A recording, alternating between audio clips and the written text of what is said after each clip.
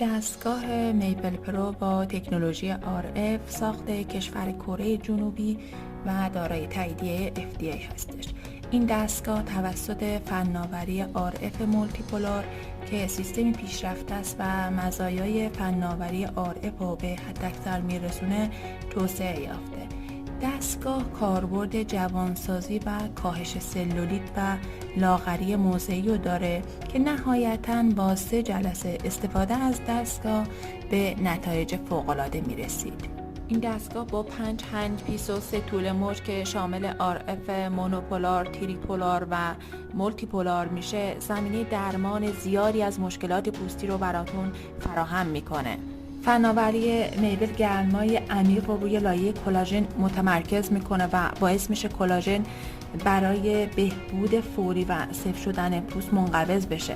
در دراز مدت هم این حرارت متابولیسم رو تسریع میکنه تا تولید فیبرای کلاژن جدید رو تقویت بکنه.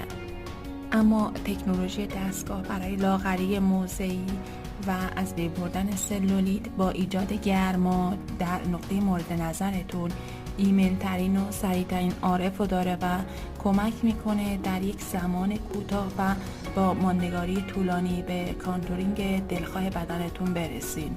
اطلاعات بیشتر در مورد تکنولوژی دستگاه و کارکرد هندپیسا، کپشن و سایت قرار داده شده. حتما مطالعه فرمایید.